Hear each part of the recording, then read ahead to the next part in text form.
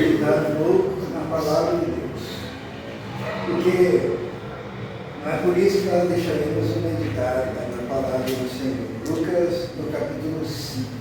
Tá? Lucas, capítulo 5, diz assim: certo dia Jesus estava perto do lago de Genezaré, e uma multidão o comprimia de todos os lados para ouvir a palavra de Deus. Uma multidão. Viu à beira do lago 2 barcos deixados ali pelos pescadores, que estavam lavando suas redes. Entrou num dos barcos, o que pertencia a Simão, e pediu-lhe que ele o afastasse um pouco da praia. Então, sentou-se e do barco ensinava o povo. Tendo acabado de falar, disse a Simão: vá para onde as águas são mais fundas, e a todos: lancem as redes para a pesca. Simão respondeu: mestre, esforçamo-nos a noite inteira e não pegamos nada. Mas porque és tu quem está dizendo isto, vou lançar as redes. Quando o fizeram, pegaram tal quantidade de peixes que as redes começaram a rasgar-se.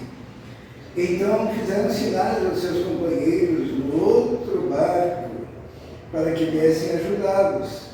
E eles vieram, encheram ambos os barcos ao ponto de começarem a afundar. Amém? Vamos orar. Senhor, pedimos que o Senhor fale conosco pelo Espírito Santo, para que possamos compreender, Senhor, a Tua palavra, em nome de Jesus. Amém. Jesus, sempre com as multidões querendo ouvir, que era muito especial ouvir Jesus falar, né? Ele tinha um jeito peculiar de falar, então muita gente se aglomerava, e ele, num dado momento, ele viu 2 barcos, e ele chegou naqueles barcos, diz ali no versículo 2, viu à beira do lago 2 barcos deixados ali pelos pescadores que estavam lavando suas redes. Entrou num dos barcos que pertencia a Simão e pediu-lhe que o afastasse um pouco da praia. Sentou-se e do barco ensinava. Nós temos aqui uma lição que é importantíssima na vida da gente. É que Jesus, muitas vezes, ele requer algo de nós. Né? Se fôssemos nós lá que tivéssemos 2 barcos, chegava um estranho, talvez não tão estranho, né? Alguém conhecido, que tinha uma multidão acompanhando, mas eles estavam preocupados em lavar as redes, estavam preocupados com o trabalho deles. E chegaria alguém lá e diria assim: a senhora é dona desses barcos, eu preciso deles. A senhora diria assim: olha, é o seguinte, eu posso alugar, né? Afinal é o meu negócio, eu posso alugar esses barcos. Vai precisar por quantas horas? Né? Será que tem gente assim? Eu acredito que tem. Ah, eu preciso de tal coisa. Ah, quanto tempo? Olha, eu posso fazer.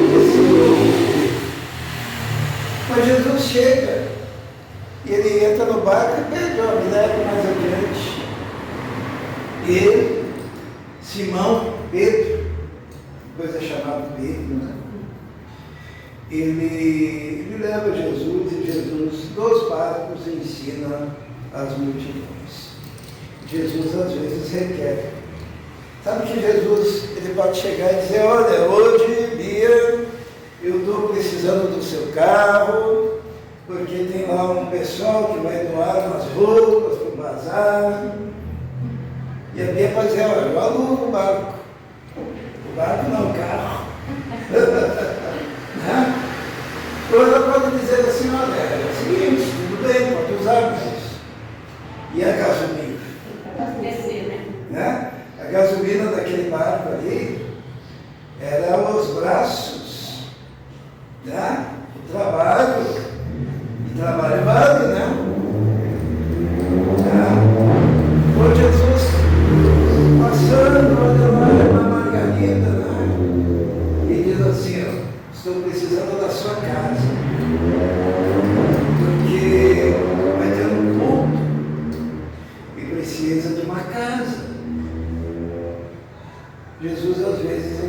quer coisas da gente.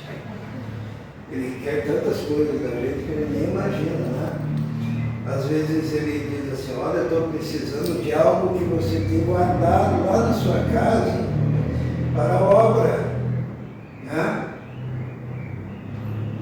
E daí, qual tem sido a disposição da igreja, do povo, em fazer que nem Pedro, né? Pedro simplesmente largou as redes ali e levou Jesus lá onde ele queria. E diz no versículo 4, tendo acabado de falar, disse a Simão, vá para onde as águas são mais fundas.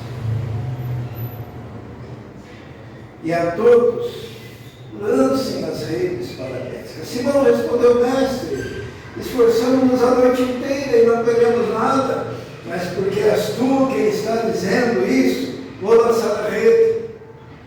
Quando o fizeram, pegaram uma quantidade de peixes, que as redes começaram a rasgar-se.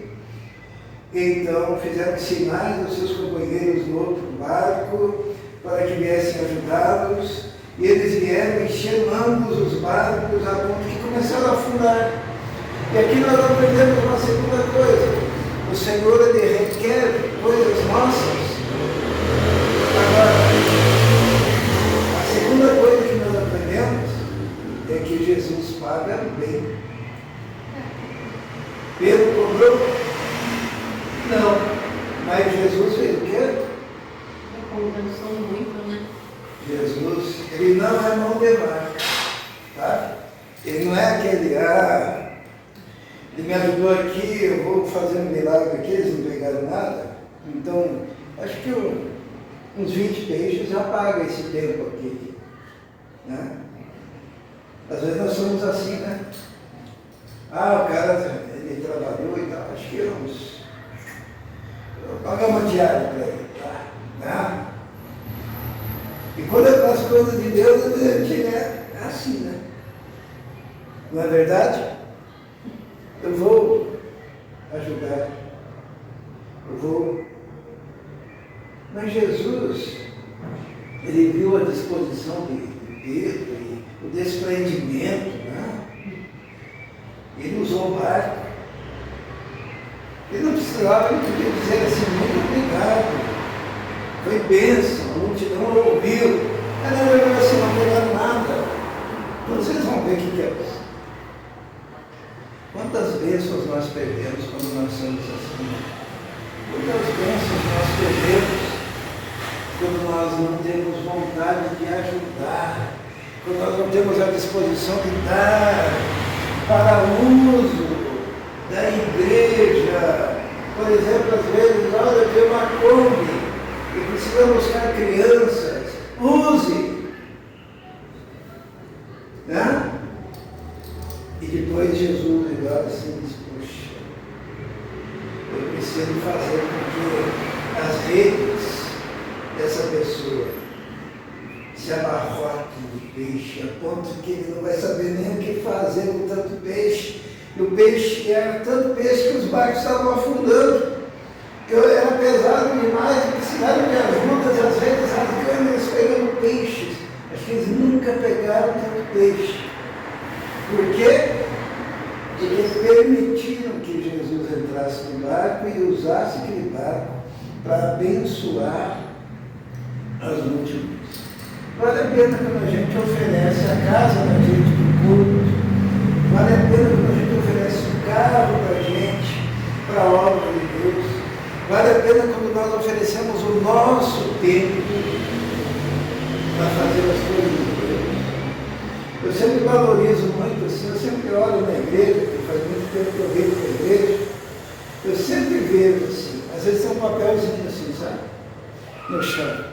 E daí entra o irmão, cumprimenta, tudo bem, daí entra o outro, cumprimenta, entra o outro, cumprimenta, mas sempre tem um que vai ali ver, e daí ele pega, daí eu já sei quem que vai oferecer a casa, quem que vai oferecer o carro, quem que, sabe?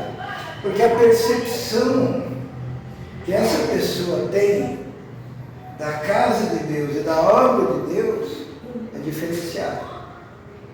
Tá? enxerga a lei, enxerga o lugar santo.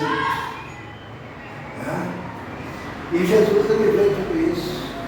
Ele olha assim, não, eu vou encher a rede daquela mulher de peixes.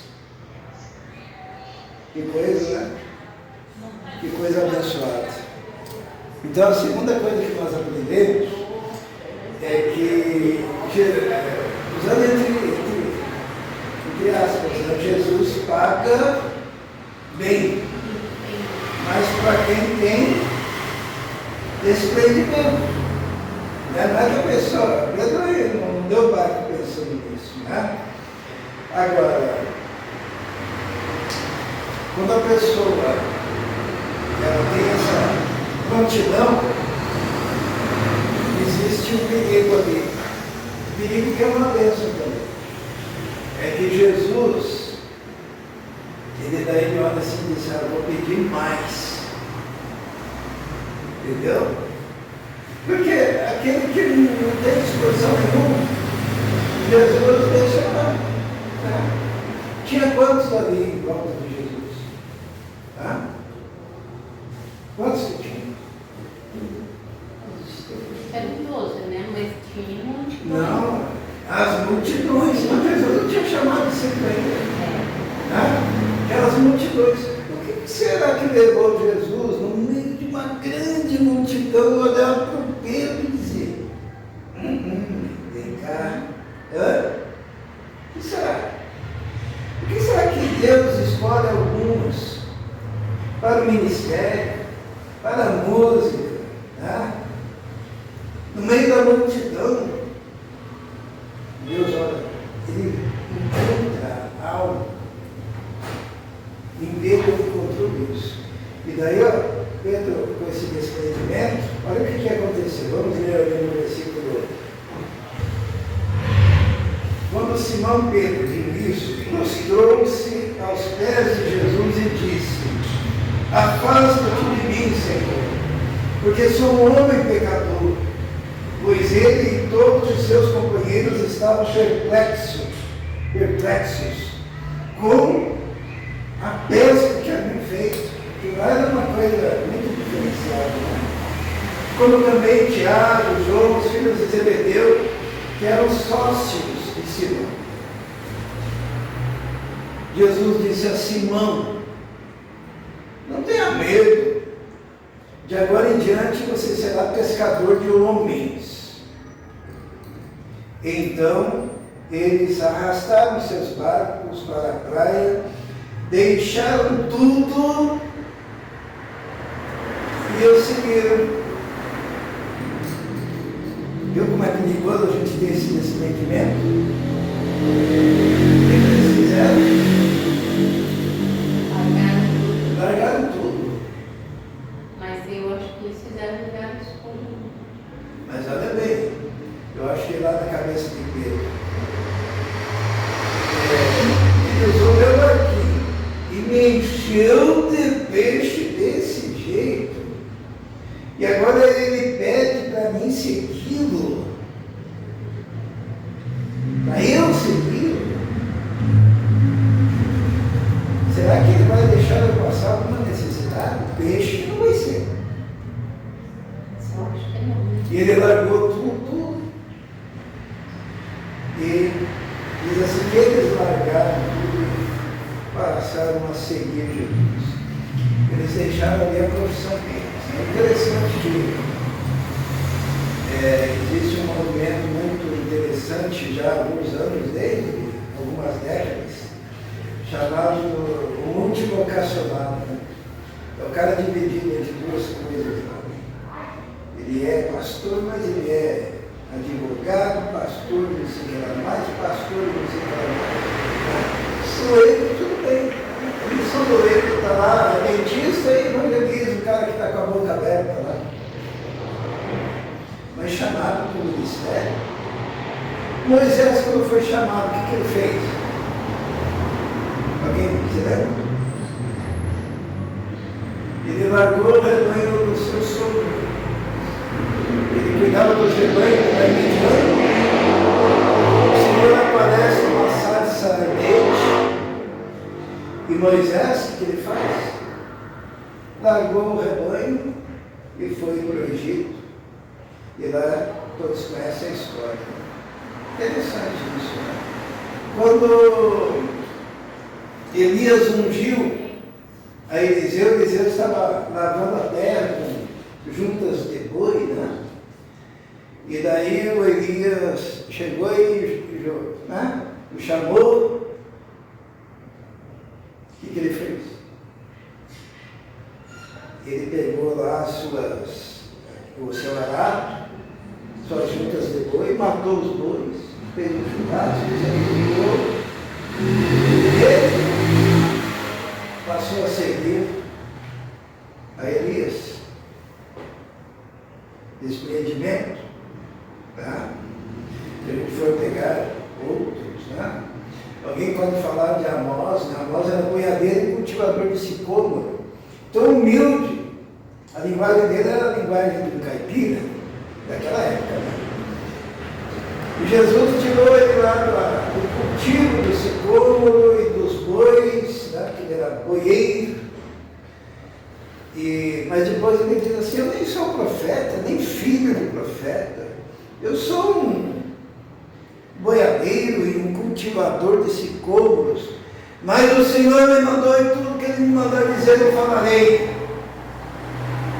E a nós ele prega para todas as nações em volta e para ajudar Israel. Dizendo assim diz o Senhor. E no caso aqui dos discípulos, largaram as redes e passaram a seguir Jesus. O que Jesus era antes de começar o seu ministério, com 30 anos? O que ele era? Ele tinha a profissão do pai dele, José, carpinteiro. E daí o que aconteceu? Ele agora cuidava dos negócios do pai, quando ele, né, publicamente assume o seu ministério de 3 anos e meio, né? Não é isso? E ele passa a fazer essa obra. Então, ele é chamado, Pedro, no nosso caso, ele deixa as redes. E os demais também, né, que se tornaram discípulos, né? No caso dos filhos de Zebedeu, Tiago e João, ele até canta Pedro, Tiago e João no barquinho, né, dele? E foram servir ao Senhor. Mateus também, que estava na coletoria, né, em segundo lugar, lá para recolher impostos, ele era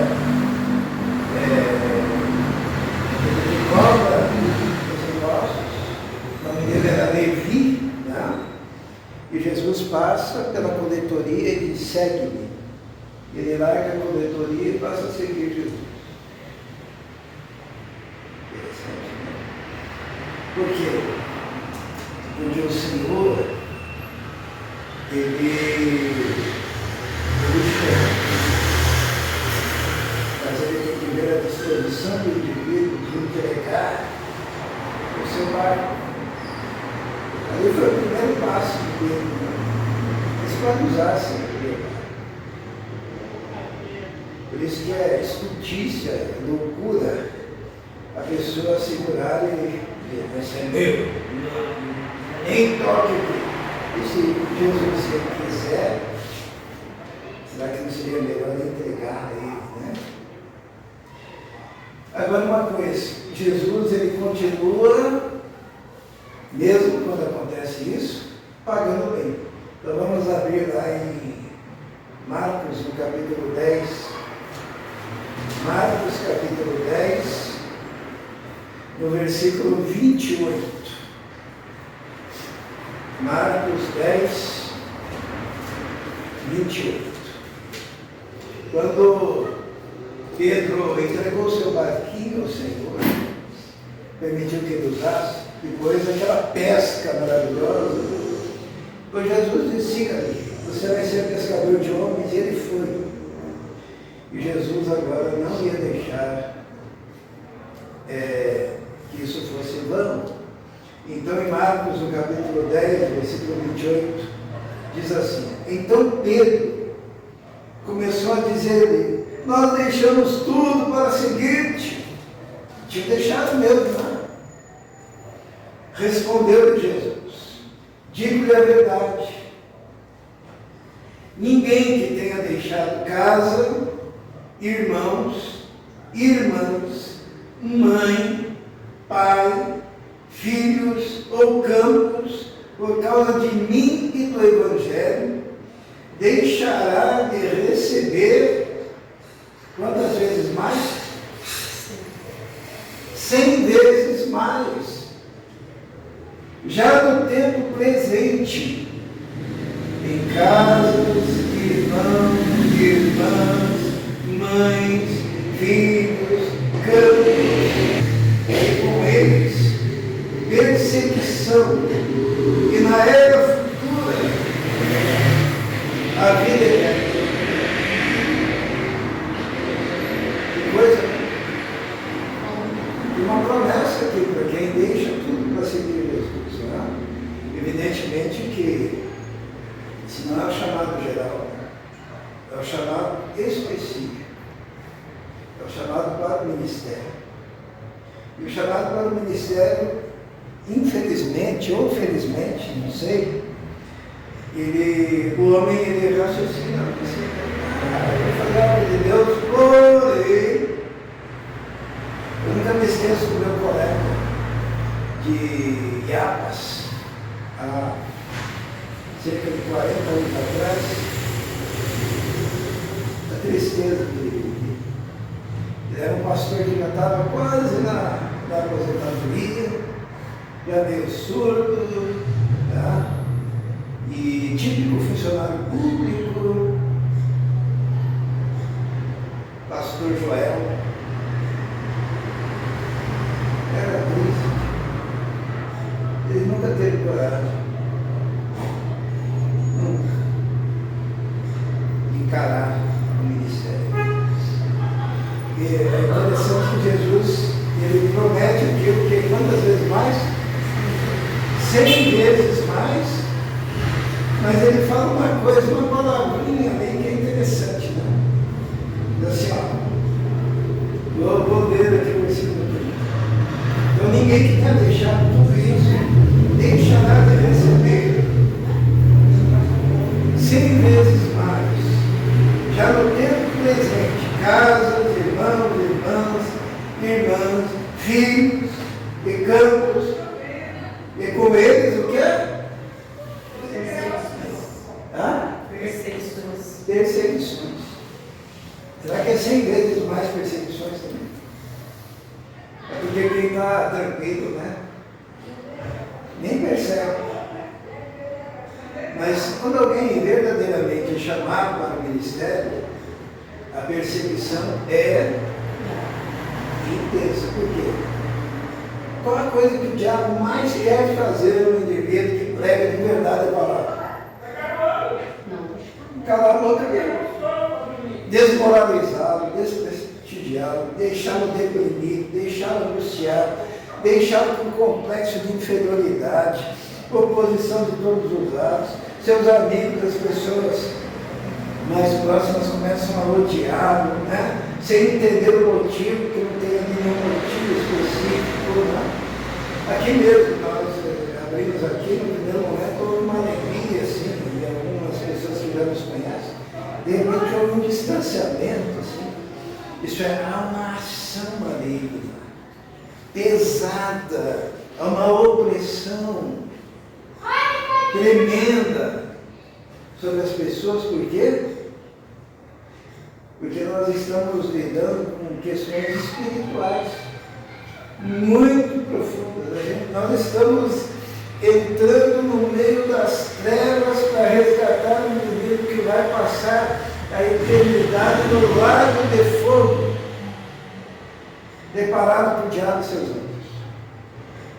A gente fica imaginando, tem gente que não acredita no inferno, mas o que é um lago de fogo? Né? Imagine um lago de água. Vou jogar dentro no lago de água, tá? A água, ela vai se infiltrar Se você estiver submersa num lago de água, vai se infiltrar por onde? Tudo, né? Isso é o lago de água. E o lago de fogo? É a mesma coisa. É como você estivesse submerso num lago de fogo, onde o fogo está agindo em todo. Só que você nunca vai sair de lá. Não tem que sair. E você não vai morrer, você só vai sofrer. Então, a igreja é o povo que entra nas portas do inferno para resgatar pessoas que estão destinadas ao lago de fogo. Tá? E o inimigo, ele quer impedir isso. E esse mundo que jaz no maligno e está sob essa influência, quer impedir isso. O avanço do Evangelho, a pregação do Evangelho, a transmissão do Evangelho. E daí, por isso que é 100 vezes mais com perseguições. As mais inimagináveis perseguições. E Jesus encerra com uma palavra interessante no versículo 31, né? Que ele diz assim: contou, muitos primeiros serão últimos, e os últimos serão primeiros. A Bíblia diz assim, Jesus mesmo fala, que as portas do inferno não prevalecerão contra a igreja do Senhor. Certo? Por quê? Porque a igreja do Senhor, ela penetra nas portas do inferno e arranca as almas. E o que acontece? Quem faz isso vai sair. Não vai ser algo assim gostoso. Agora me diga, vamos imaginar, não sei se existe, mas vamos imaginar um pastor almofadinho. Aquele todo arrumadinho, ajeitadinho assim, que tem nojinho das coisas e tal. Aí aquele irmãozinho, tem piolinho, sabe? Nossa, eu vou lá naquela favela e tal, eu não vou beber aquele café, não sei quem que fez, sabe? Irmãozinho com nojinho, gravatadinho, tudo bonitinho, né? Gosta de chegar nos lugares, primeiro os fariseus, né? Assim. Você acha que ele vai se sujar para se atirar na lama, para arrancar um cara que está lá vomitado, mijado, cagado, e trazer ele? Vai? Hã? Não vai. Porque ele escolhe até a igreja que ele vai trabalhar pelo salário, pelas condições. O que vocês vão me dar? Tá bom? Eu quero carro, eu quero um bom salário, eu quero um bom apartamento, uma boa casa, e preferência que vocês me comprem para mim um carro e uma casa para que eu tenha, e eu não quero qualquer coisa não, porque eu não sou qualquer um. Esse cara vai se atirar, abrir as portas do inferno, se chamuscar, buscando o perdido. Há exemplo de quem fez isso, né? Qual é o nosso maior exemplo? Jesus! Jesus! Eu creio que quando Jesus voltar, ele vai chegar assim, daí muitos vão dizer assim, né? Acho que os que vão chegar primeiro assim. Jesus vai dizer, eu não conheço vocês.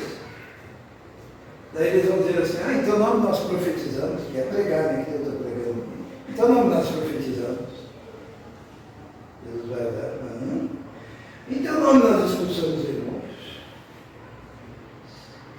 Em teu nome nós fizemos maravilhas, curamos. O que Jesus responde? Lembra que tem esse texto na Bíblia, né? Jesus diz, nem todo aquele que diz Senhor, Senhor, herdará ou entrará no reino. Né? Porque muitos me dirão naquele dia: Senhor, Senhor, em teu nome profetizamos, em teu nome fizemos sinais. Nunca os conhecia. Apartai-vos de mim, vós que praticais a iniquidade. Porque se você não está disposto a dar um abraço naquele indivíduo que o mundo não quer abraçar, se você não está disposto a manifestar amor por aquela pessoa que está lá na sarjeta, se você não está disposto a pregar o Evangelho, mesmo em meio à dor, o sofrimento, as dificuldades e as perseguições, você não é apto para o reino. E Jesus ele fala isso de uma outra forma, quando ele diz assim: quem tem posto a mão no arado e olha para trás, não é apto para o reino de Deus. Infelizmente, às vezes a maior tentação é olhar para trás, depois de já ter colocado a mão no arado. Porque o trabalho, que nem diz a música, o trabalho é pesado e será ainda mais. Quando for demais o fardo, há em quem descansar. Cristo sempre bem de perto. Ele vai ajudar. Hoje eu queria que a gente levasse isso para casa. Você está disposto ou disposta, né, a permitir que Jesus use o seu barquinho? Usar o seu barquinho é só o começo, vocês viram, né? Mas é a diferença entre a multidão que não foi escolhida, mas um que se destacou e Jesus falou: vem, segue-me, eu vou fazer de você pescador